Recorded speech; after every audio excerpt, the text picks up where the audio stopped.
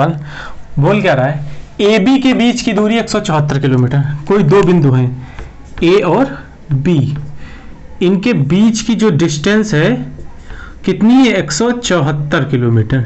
Okay, अब वो बोल रहा है दो नाव एक दूसरे की ओर एक ही समय पर क्रमशः बिंदु ए तथा बी से चलना प्रारंभ करती है। मतलब एक नाव यहां से चल रही है और एक नाव यहां से चल रही है। यहां पे गोरे लाल बैठे हैं और यहां पे काले लाल बैठे हैं। ये इधर जा रहे हैं और ये इधर आ रहे हैं। ठीक है, बिंदु ए से एक उधर जा रहा है और एक इधर आ रहा है। Got my point. अब वो बोल रहा है धारा के अनुकूल व प्रतिकूल, मतलब एक जो धारा जा रहा है वो धारा के अनुकूल है और जो दूसरा आ रहा है वो धारा के प्रतिकूल है। शांत जल में नाव की चाल, मतलब इसकी चाल जो है शांत जल में 9.6 किलोमीटर, 9.6 लिखते हैं, और इसकी जो चाल है 19.4। बात समझ में आ गई। दो बिंदु ए बी हैं, उनके बीच की दूरी 174 किलोमीटर है। एक बंदा यहां से जा रहा है गोरे लाल और दूसरा बंदा काले लाल इधर से आ रहा है। ठीक है, ये धारा की दिशा में जा रहा है और ये धारा की विपरीत दिशा में। ये नाव की चाल दी गई स्थिर जल में, मतलब ये x का मान है। किसका मान है ये, x का। स्थिर जल में चाल क्या होती है, x का मान। अब उसने पूछा है कि जब ये दोनों चलेंगे तो किसी ना किसी पॉइंट पे मिलेंगे। मान ली हमने इस पॉइंट पे अगर मिल रहे हैं तो इस पॉइंट तक दोनों को पहुंचने में लगा समय, कितने समय में मिलेंगी, इस पॉइंट तक दोनों को पहुंचने में लगा समय। अच्छा एक बात समझिए, अगर ये नाव धारा की दिशा में जाएगी तो धारा की दिशा में चाल जो होती है वो डी होती है। धारा की दिशा में जो चाल होती है वो क्या होती है, डी होती है, x प्लस वाई। और ये विपरीत दिशा में चल रही है तो विपरीत दिशा में जो चाल होती है वो क्या होती है, x माइनस वाई। तो हमको ये x की वैल्यू दे रखी है, अगर दिशा में जाना है ना, हमें x की वैल्यू दे रखी है 9.6 और हमें y पता नहीं, तो इसकी जो d आ जाएगी वो कितनी आ जाएगी, 9.6 प्लस वाई। इसी चाल से तो जाएगा, तो मतलब किस चाल से जा रहा है, इस चाल से जा रहा है। ये x प्लस वाई, मतलब ये d हो गया, क्या हो गया, d। और ये किस चाल से आ रहा है, ये प्रतिकूल आ रहा है, मतलब यहाँ पे 19.4 माइनस वाई। ये क्या, किसकी चाल हो गई, u की चाल हो गई। ठीक है, तो ये d से जा रहा है डाउन स्ट्रीम में और ये u से आ रहा है अप स्ट्रीम में। ये इधर जा रहा है धारा की दिशा में, इधर आ रहा है ये प्रतिकूल, मतलब विपरीत दिशा में। इस बिंदु पे मिल गया तो समय, तो समय तो आपको पता ही है, टाइम। टाइम बराबर क्या होता है, डिस्टेंस अपॉन में रिलेटिव स्पीड। रिलेटिव स्पीड मैंने इसलिए लिखी कि यहाँ पे किसी एक की स्पीड तो है नहीं। जब आप लोग ट्रेन वाला चैप्टर पढ़ेंगे ना तो वहाँ पे रिलेटिव स्पीड का बहुत अच्छा कॉन्सेप्ट है। अब मैं आपको यहाँ थोड़ा बता दे रहा हूँ, अगर दोनों एक दूसरे की ओर ऐसे आ रहे हैं, एक दूसरे की तरफ ही आ रहे हैं, तो उनकी रिलेटिव स्पीड आपस में ऐड हो जाती है। रिलेटिव स्पीड क्या होती है, ऐड हो जाती है। अगर ऐसा कहीं हो कि एक बंदा यहाँ से चले और दूसरा यहाँ से चले, किसी इस बिंदु पर मिले, मतलब आगे मिल जाके, दोनों एक ही दिशा में जा रहे हैं बट पीछे वाले की चाल ज्यादा थी फिर भी मिल गया जाके, तो रिलेटिव स्पीड अगर निकालना है तो दोनों की चालें माइनस हो जाती हैं। मतलब एक ही दिशा में जा रहा है तो रिलेटिव स्पीड में चाल माइनस हो जाएगी, और एक दूसरे की ओर आ रहे हैं तो रिलेटिव स्पीड में, जैसे एक इधर से चल रहा है और एक इधर से, यहाँ पे मिल रहा है, मतलब एक दूसरे के विपरीत चल रहे हैं, तो रिलेटिव स्पीड क्या होती है, प्लस हो जाती है। अगर एक ही दिशा में जा रहा है तो माइनस, और एक दूसरे की ओर आ रहे हैं तो प्लस। तो आप देखोगे एक दूसरे की ओर आ रहे थे, किसकी ओर आ रहे थे, एक दूसरे की ओर। जब एक दूसरे की ओर आ रहे थे तो डिस्टेंस तो हमारी कितनी थी, 174, और रिलेटिव स्पीड जोड़ दीजिए 9.6 प्लस ये Y plus 19.4 minus Y, plus Y से माइनस वाई हो गया 174, और ये कितना हो जाएगा 19 9 28 1 29, ये 29 छक्का होता है। ठीक है, तो 6 आवर, मतलब ये 6 घंटे के बाद आपस में मिल जाएंगे। बहुत अच्छा सवाल है, कितना छोटा सवाल है, इसको बेस से लाएंगे तो बहुत लंबा हो जाएगा। ठीक है, आपको समझ में आ गया होगा कि कैसे गोरे लाल और चीनी लाल बिछड़े हुए थे, आपस में मिल गए जाके कुंभ के मेले में। आगे देखते हैं, इतनी मेहनत से लिखा हुआ सवाल हटाना पड़ रहा है। अगला सवाल देखते हैं। अगला सवाल तो बहुत ही अच्छा है।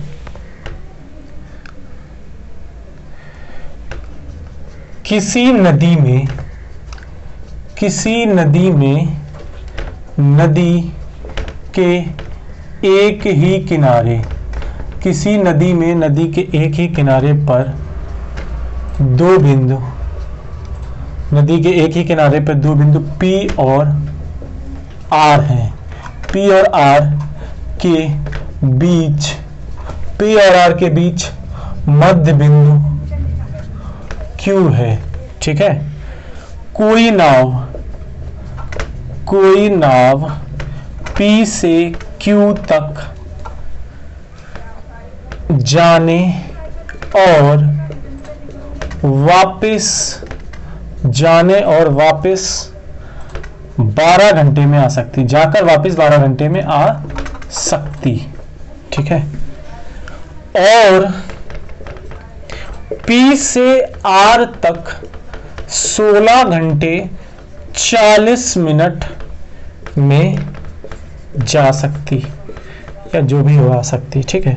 बताइए R से P तक जाने में लगा समय। बहुत ही अच्छा क्वेश्चन है और बहुत ही सरल क्वेश्चन है। उसने बोला किसी नदी में, नदी के एक ही किनारे दो बिंदु P और R है, समझिएगा। एक बिंदु P है और एक बिंदु क्या है, R है, ठीक है। थोड़ा लंबा बना लेते हैं, अच्छे से समझ में आएगा। एक बिंदु P है और एक बिंदु क्या है, R है, ठीक है। इसका मिड पॉइंट P और R के बीच मध्य बिंदु Q है, मिड पॉइंट यहाँ क्या है, मिड पॉइंट है, Q है, ठीक है। कोई नाव P से Q तक मतलब कोई नाव P से Q तक जाने और वापस आने, P से Q तक, इतनी प्रोसेस में P से Q गई और Q से P तक वापस आ गई, मतलब P से Q तक गई और Q से P तक आ गई। तो ये पूरी प्रोसेस में हमको कितने घंटे लगे, 12 घंटे। P से Q और Q से P, मतलब P से Q गई और Q से P आ गई, इसमें हमको कितने घंटे लगे, 12 घंटे। और क्या पूछ रहा है, बता रहा है कि P से R तक जाने में 16 घंटे 40 मिनट, कि ये P से R तक, अगर P से R तक टोटल जा रहा है तो 16 घंटे और 40 मिनट लग रहे हैं। बात समझ में आ गई कि P से Q तक जाने, Q से P तक आने में 12 घंटे और P से R तक जाने में 16 घंटे 40 मिनट लग रहा है। तो R से P तक आने में, तो R से P तक, मतलब ये पूछा है, तो R से P तक आने में, अब ये मत समझना कि अगर ये P से R तक जाने में 16 घंटे 40 मिनट लगेगा तो R से P तक आने में भी 16 घंटे 40 मिनट, ऐसा नहीं होगा। क्योंकि वो एक बार अगर धारा की दिशा में गया होगा, दूसरी बार धारा के विपरीत दिशा में आया होगा, दोनों तो एक ही बार नहीं चल सकते ना। अगर एक बार प्रतिकूल गया तो एक बार दिशा में, अगर एक बार दिशा में गया तो दूसरी बार विपरीत दिशा में, ठीक है। तो ऐसा मत करना, ये भी ऑप्शन दे रखा होता है। बच्चा समझता है कि P से R तक आने में 16 घंटा 40 मिनट, तो वापस आने में भी 16 घंटा 40 मिनट। एग्जाम में इतना पागल थोड़ी नहीं, इतना सरल क्वेश्चन दे देगा इतना बड़ा लिख के, समझना मेरी बात को। उसने पूछा है R से P तक आने का समय, बहुत आराम से बताना मेरे को, आप ही लोग लगाओगे। अच्छा एक बात मुझे बताओ, अगर P से R तक जाने में 16 घंटा 40 मिनट लग रहा है, ये मिड पॉइंट है, तो आधी दूरी तय करने में कितना समय लगेगा, मुझे बताइए। अगर ये पूरी दूरी 16 घंटे 40 मिनट में तय कर रहा है, पूरी दूरी, तो ये आधी दूरी, Q मिड पॉइंट इसने बोला ना, Q क्या है, मिड पॉइंट है, तो ये आधी दूरी 16 घंटे 40 मिनट का आधा, 16 का आधा 8 घंटे, 40 का 20, इसका मतलब 8 घंटे 20 मिनट में तय करेगा। बात समझ में आ गई। अगर ये पूरी दूरी 16 घंटे 40 मिनट में तय कर रहा है, तो ये आधी दूरी कितने समय में तय करेगा, 8 घंटे 20 मिनट में। अच्छा ये जो 12 घंटा दिया गया है ना, तो ये जो 12 घंटा है ये गया और आने का समय है, 12 घंटा जाने और आने का समय है। बात समझ आ गई। अच्छा 12 घंटा जाने और आने का समय है, तुम्हें सिर्फ जाने का समय तो पता है 8 घंटे 20 मिनट, इसी लाइन की तो बात चल रही है। हमने 16 घंटे 40 मिनट पूरा गया, तुमने आधा जाने का समय निकाल लिया 8 घंटे 20 मिनट, और जो 12 घंटे जाने और आने का समय है, तो जाने का समय तो ऑलरेडी हमको पता है, मतलब 12 घंटे में अगर 8 घंटे 20 मिनट जाने का समय घटा दे तो सिर्फ आने का समय आ जाएगा। अब देखो 12 घंटे में से 8 घंटे 20 मिनट घटाइए, देखो अगर नहीं घटा पा रहे ना तो कोई प्रॉब्लम नहीं, आप क्या सीधे सीधे 12 में से 8 घटा लीजिए, तो आपका कितना आ गया, 4 घंटे आ गया। अगर आपने 12 घंटे में से 8 घंटे घटाया तो 4 घंटे आ गया। अब 20 मिनट और कम रह गया, मतलब और घटाना है, तो 4 घंटे में से अगर 20 मिनट घटा देंगे तो आपका कितना आ जाएगा, 3 घंटे 40 मिनट। इसका मतलब जो ये दूरी है, ये दूरी है वो 3 घंटे 40 मिनट में जा रहा है। बात समझ में आ गई। ये दूरी कितने देर में जा रहा है, 3 घंटे 40 मिनट। फिर से मैं एक बार रिपीट कर रहा हूं, पूरी दूरी 16 घंटे 40 मिनट में, ये मिड पॉइंट है, तो आधी दूरी 16 का आधा 8 और 40 का आधा 20, मतलब 8 घंटे 20 मिनट में। ये पूरी P से Q तक, Q से P तक आने में टोटल ये 12 घंटे लगता है, और जाने में तुम्हें पता है 8 घंटे 20 मिनट, तो 12 में से जब 8 घंटे 20 मिनट निकालेंगे तो ये आने का हो गया। 3 घंटे 40 मिनट किसका है? आने का। तो 12 में से 8 घंटे 20 मिनट घटाना कोई कठिन बात नहीं है। 12 में से 8 घटाइए 4 घंटे आ जाएगा, और 20 और घटा दीजिए, 4 घंटे में से 20 घंटे घटा दो, 20 मिनट घटा दोगे तो 3 घंटे 40 मिनट आ जाएगा। मतलब ये आने की बात है। तो अच्छा, इतना आने में 3 घंटे 40 मिनट लगता है, तो पूरा आने में इसका डबल लगेगा, पूरा आने में इसका डबल लगेगा, 3 का 6 घंटे और 40 का 80 मिनट, और 80 मिनट में भी 60 मिनट होंगे। तो यहां से अगर 60 मिनट कैरी कर लो तो 60 मिनट 1 घंटे का होता है, तो इधर 7 घंटे हो जाएंगे। और कितने मिनट बचे? 20 मिनट। What my point? एक बार मैं फिर से बहुत रैपिड से आपको बता रहा हूं फिगर बना के। ये P है और ये R है, इसके मिड पॉइंट Q है। यहां से यहां तक जाने में टोटल 12 घंटे लगता है। ये 16 घंटा 40 मिनट है। अगर ये पूरा 16 घंटा 40 मिनट है तो ये आधा जाने में कितना लगेगा? 8 घंटा 20 मिनट। ये जाने की बात चल रही है, ठीक है। अच्छा, ये पूरा है, ये पूरा 12 घंटे है। उस पूरे में जाने का अगर 8 घंटे 20 मिनट है तो आने का कितना बचा? 3 घंटे 40 मिनट आने का। ये इतने आने का है, इतने आने का, हमें पूरे आने का निकालना है, तो इसका 2 गुना कर दो, 6 और 80 मिनट। 80 मिनट में भी 1 घंटा होता है, 60 मिनट, तो कैरी कर लो तो कितना आ जाएगा? 7 घंटे 20 मिनट। बहुत ही अच्छा सवाल है। अगर इसको बेस से लगाओगे तो बहुत लंबा हो जाएगा, इसलिए मैंने इसको बेस से ना लगा के ट्रिक से बताया है आपको।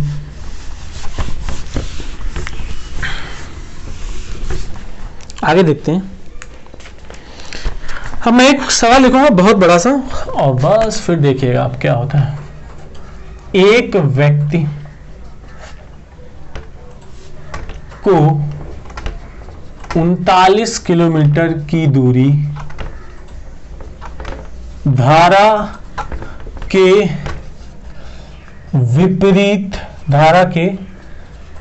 विपरीत दिशा में और 116 किलोमीटर धारा की दिशा में तय करने में कुल 7 घंटे लगते हैं, ठीक है। और यदि 65 किलोमीटर की दूरी धारा के विपरीत दिशा में तथा 87 किलोमीटर धारा की दिशा में तय करने में 8 घंटे लगते हैं, कुल 8 घंटे लगते हैं, तो नाव की चाल, ठीक है। एक व्यक्ति को 39 किलोमीटर की दूरी धारा की विपरीत दिशा में 116 किलोमीटर की दूरी धारा की दिशा में तय करने में 7 घंटे लगते हैं। यदि 65 किलोमीटर की दूरी धारा के विपरीत दिशा में तथा 87 किलोमीटर की दूरी धारा की दिशा में तय करने में 8 घंटे लगते हैं। स्थिर पानी में नाव की चाल, कोई प्रॉब्लम नहीं, समझिएगा मेरी बात को।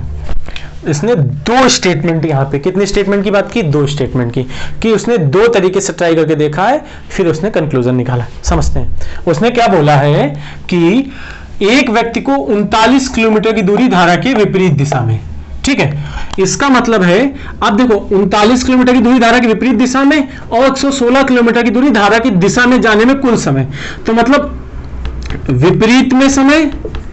विपरीत समय प्लस दिशा समय बराबर टोटल उसने समय कितना दे रखा है? 7 घंटे। कितना दे रखा है? 7 घंटे।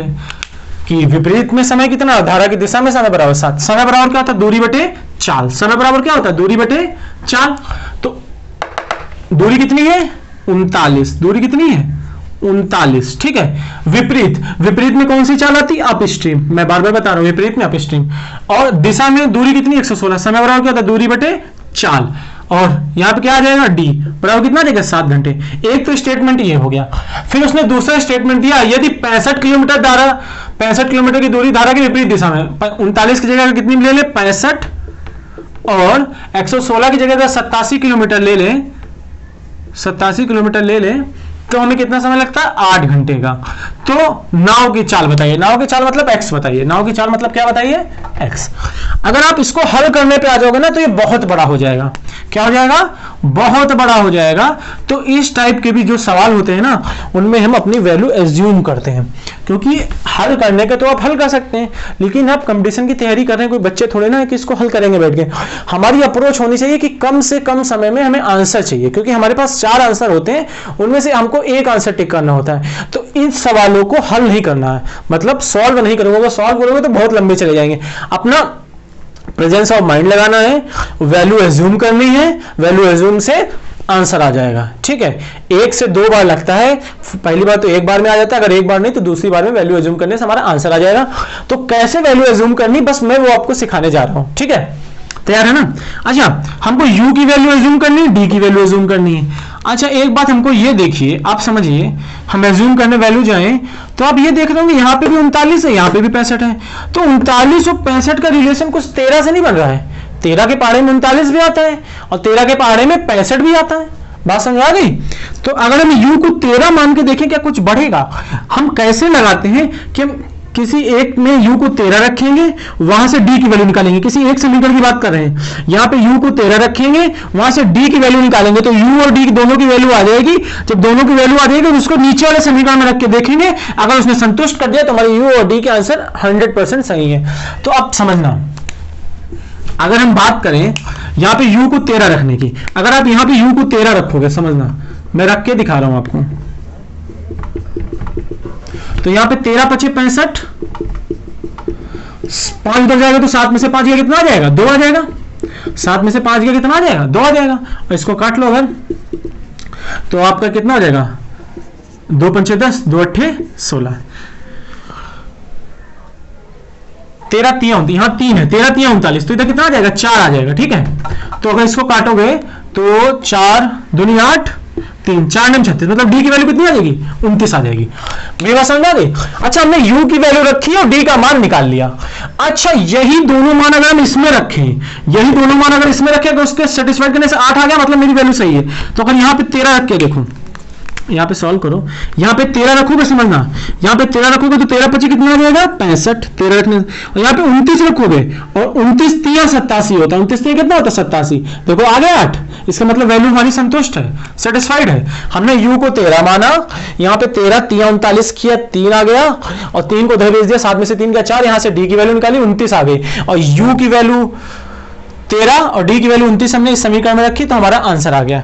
और इतना भी नहीं करना, आप तो डायरेक्ट अज्यूम कर सकते हैं ना। आप यहाँ पे 13 रखोगे, 13 3 39, 3 उधर गया, तो 4 में से 3 गया 7, 4 में से 3 गया, सॉरी 7 में से 3 गया 4, तो 4 से इसको काटोगे तो d बराबर 29 आ जाएगा। तो u बराबर 13, d बराबर 29 रख के देखेंगे तो हमारा सेटिस्फाइड हो जाएगा। इसका मतलब हमारी जो वैल्यू यहाँ पे आ गई, u बराबर 13 आ गई, और d बराबर कितनी आ गई, 29। उसने क्या पूछा, नाव की चाल। तो आपको पता नाव की चाल क्या होती है, दोनों को जोड़ के आधा, दोनों को जोड़ के आधा, तो दोनों को जोड़ दोगे तो कितना आ जाएगा, 9 3 12, 2 1 3 1 4 बटे 2, मतलब 21 किलोमीटर पर घंटा, प्रति घंटा। ठीक है, अब देखो मैं सवाल नहीं चेंज कर रहा हूं, मैं डिजिट चेंज कर रहा हूं और आपको एज्यूम करना है। मैं सवाल नहीं चेंज कर रहा हूं, डिजिट चेंज कर रहा हूं और आपको इसको एज्यूम करना है। देखना, 39 की जगह यहाँ पे 24 है, 116 की जगह 36, 7 की जगह 6, 65 की जगह 36, 87 की जगह 24, और 8 घंटे की जगह 13/2 या 6.5 घंटे, 13/2 या 6.5 घंटे। फिर वही विपरीत समय, समय बराबर क्या होता है, दूरी बटे चाल।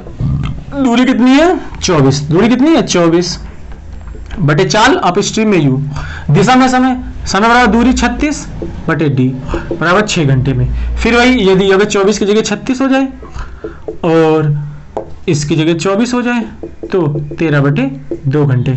फिर वही बात, हम 24 और 36 को देख के हमारे माइंड में 12 आता ही है। 24 और 36 को देख के हमारे माइंड में क्या आता है, 12 आता है। जरूरी नहीं कि एक ही बार में आ जाए, 2 तीसरी बार में आ जाएगी, बट सॉल्व करने से अच्छा। चलो अगर u को 12 मान के देखें आप, अच्छा u को 12 मानेंगे आप, तो यहाँ पे अगर 12 रखेंगे, देखो 24/12, ये 36/d बराबर 6, तो ये 12 दूनी 24 और 2 उधर चला जाएगा, तो कितना बचेगा 4, और 4 9 36। अच्छा एक बात आप देखो, यहां से u बराबर ने 12 माना था, u बराबर 12 माना था, 12 दूनी 24, 6 2 उधर गया, 4 आ गया, 4 9 36। आप यहां से ही इसको गलत कर सकते हो। कैसे गलत कर सकते हो? कभी भी अप स्ट्रीम की चाल ज्यादा हो ही नहीं सकती। मैंने स्टार्टिंग में ही आपको बताया था कि अप स्ट्रीम की चाल ज्यादा होगी नहीं, ज्यादा चाल किसकी होगी? डाउन स्ट्रीम की। अगर यहां से भी ना पकड़ पाओ तो आप इसको जरा इसमें रख के देखिए, जरा इसको इसमें रख के देखिए। u की वैल्यू कितनी आई थी? 12। u की वैल्यू कितनी आई थी? 12। और d की वैल्यू कितनी आ गई थी? 9। तो ये 12 3 36 हो जाएगा। ये मान लो 3 8 24, 3 3 9 प्लस 8 बटे 3, तो ये 3 3 9, ये 9 प्लस 8 बटे 3, तो ये कितना? 9 17 बटे 3। क्या हमारा 17 बटे 3 है? यहाँ पे नहीं है। इसका मतलब है कि हमने जो 12 माना था वो तो गलत था। तो हमने कहा इतना सॉल्व करने की जरूरत नहीं, आप यहां से ही कंक्लूजन निकाल सकते थे कि d की वैल्यू कम आ गई, इसका मतलब ये तो गलत है, इसका मतलब ये तो गलत है, ये हो ही नहीं सकता।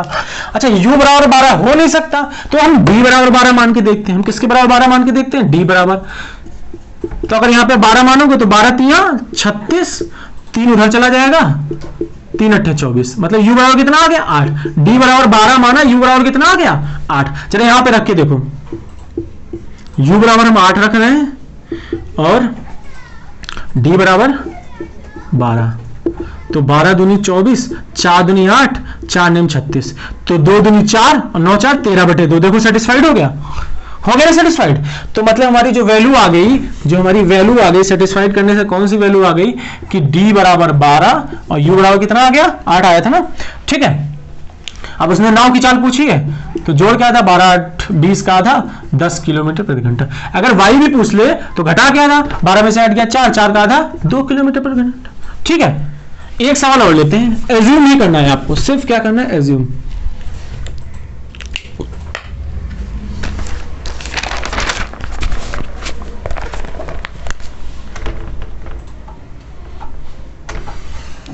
यहाँ पे 65 है, यहाँ पे 75 है, यहाँ पे 8 घंटे हैं, यहाँ पे 52 है, यहाँ पे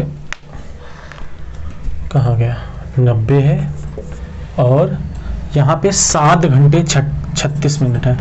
7 घंटे और 36 मिनट है। ठीक है, अब समझना, फिर से वही लिख रहा हूँ, 65 बटे u, 75 बटे d बराबर 8, और 52 बटे u और 90 बटे d बराबर 7 घंटे 36 मिनट। तो पहले इसको हम घंटे में चेंज कर लेते हैं। 7 घंटे 36 मिनट, मिनट को घंटे में चेंज करोगे 60 से भाग करोगे। ठीक है, तो अब देखो 12 3 36, 12 5 7, 7 9 35, 3 38 बटे 5, तो कितना आ गया? 38 बटे 5। अच्छा, फिर मैं बोलूं, क्या बोलूं कि आप 65 और 52 देख के आपकी गुदगुदी हुई होगी कि 65 और 52 जो होता है वो किसके पहाड़े में आता है? 13 के। तुरंत प्रेजेंस ऑफ माइंड जाना चाहिए ना कि आप इसके अलावा ये कुछ और थोड़ी देख सकते हो कि 15 ले रहे हो, 14 ले रहे हो। आप 65 52 देखा आपने दोनों तरफ, तो आपको लगना चाहिए कि भाई 13 हो सकता है। तो हो सकता है, तो जो हो सकता है तो उसको मान के चलिए। अगर u बराबर 13 लिख रहे हैं हम यहाँ पे, तो ये 13 25 कितना हो जाएगा? 65, और यहाँ पे 75 बटे d बराबर 8, 5 उधर चला गया, तो 8 में से 5 गया 3, तो ये 25 आ गया। तो d की वैल्यू कितनी आ गई? 25। और u और d की वैल्यू इसमें रख के देखिए, अगर आ गया तो मतलब हम सही है। यहाँ पे रखो, तो यहाँ पे अगर 13 रखोगे तो 13 3 23, 13 चक्कू 52, और यहाँ पे 90 बटे d की वैल्यू कितनी? 25, तो 5 25, ये 18, 5 चक्कू 20 और 18 38 बटे 5। सेटिस्फाइड हो गया। अगर सेटिस्फाई है तो भाई हमारी वैल्यू बिल्कुल सही, d की वैल्यू 25 आई थी ना। ठीक है, तो d की वैल्यू कितनी आ गई? 25 आ गई। अगर x पूछा जाए तो जोड़ क्या था? 5 3 8 और 2 1 3 बटे 2, मतलब कितना आ जाएगा? 19 किलोमीटर